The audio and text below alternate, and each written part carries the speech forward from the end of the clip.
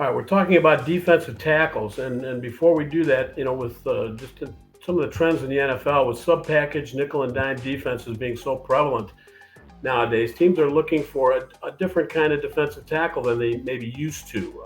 They're looking for a great pass rusher inside, rather than just that run stuffer that can take up space. And so the new trend is to try to find guys like Aaron Donald, Justin Madubuike, Chris Jones from the Chiefs. These are some great players, and that's what teams want. Defensive line coaches are telling me, give me somebody that's quick, that's somebody that's twitchy, somebody that can get off the ball and get to the quarterback. We don't want a guy that just pushes the pocket and plays the run. We want guys that can sack the quarterback from that position. And some of the guys that we're going to talk about are not necessarily the biggest and longest. Sometimes we're looking at a little more lean player, a quicker player, although 300 pounds is not undersized. Some of these guys are approaching that. But first guy on our list is a guy by the name of Jer'Zhan Newton. He's a defensive tackle from Illinois.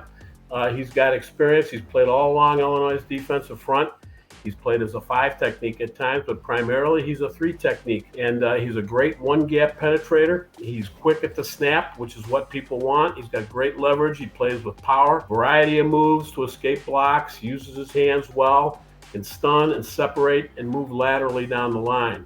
He can chase plays to the perimeter. He's an excellent one-on-one defender, gap defender, I should say. He can penetrate. He can disrupt blocking schemes. He's a relentless pass rusher. Extremely productive getting to the quarterback. He can show a bull rush, a push-pull, arm under is a part of a very solid pass rush repertoire. Second effort gets him to a lot of plays. He was I think in terms of the rankings, in terms of pass rush statistics, he was second to Murphy, both right there within 2 points of each other in terms of getting to the quarterback. The next guy, Byron Murphy, he was the defensive lineman of the year in the Big 12. He played a 2-eye, a 1, and a 3 technique, at his best as a 3 technique. Explosive defender, plays with a hot motor, plays with leverage, beats blocks at the snap, excellent lateral agility. He can attack a gap and react to a jump cut in the backfield. He doesn't have ideal mass and length, but he gets great ball side leverage working to the ball.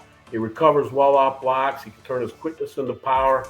He's got pass rush skills coming off the quick first step with a variety of power moves. Lack of size shows up at times on down blocks, but his athletic ability, his high motor is going to make him a very, very desirable prospect. Playing next to Devondre Sweat certainly didn't hurt him because he absorbed a lot of those double teams. That's the next guy, Devondre Sweat from Texas. Now he's your more traditional, massive, run-stuffing defensive tackle. He's played nose tackle, but more recently he's seen action as a 5 technique. He's played some 3, and so those 2 guys have rotated between 3 and 2-eye, and they've been a great team, he and Murphy. And he was the defensive player of the year in the Big 12. He dropped a few pounds going into this season, and that helped him in terms of doing more than being just a solid 2-gap defender, which he is. He can clog running lanes, and he can create opportunities for linebackers to make plays, but he can stack and shed. He can make plays in line. He's got decent short space change of direction. As a pass rusher, he's more of a bull rush, push the pocket guy, but he has flashed the ability to escape and chase the quarterback. He's more than a 2-down run stuffer, and he's going to be a very good NFL tackle. Kris Jenkins from Michigan is the next guy. He's powerful. He's athletic. He's lined up primarily as a 3 technique. He's an excellent run defender. He's solid at the point, consistent with his pad level. He often draws double teams because he's that good. He can control the line of scrimmage. Block protection is his strength. Plays with strong hands, creating separation on his initial strike. Has range to chase to the perimeter. As a pass rusher, he flashes ability to bull rush into an arm under move to pressure the quarterback.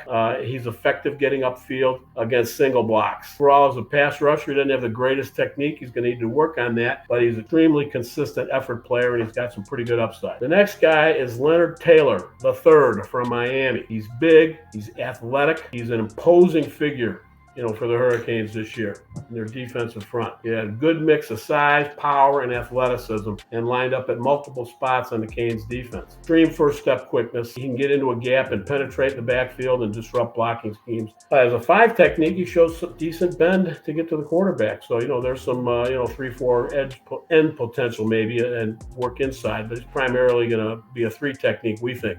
He flashes ability to disengage and chase the quarterback. Very good lower body strength, very good power coming from the lower body. Decent lateral movement, can flatten down the line and make plays along the line of scrimmage. Shows a high motor, penetrating and pursuing. Could use more pass rush technique and he needs to develop consistency escaping blocks. He has a tendency to play a little tall and lose leverage against a really good, powerful blocker. He was uneven this season compared to maybe what he did the year before, but his upside is tremendous, and he's most likely going to make somebody a very good player.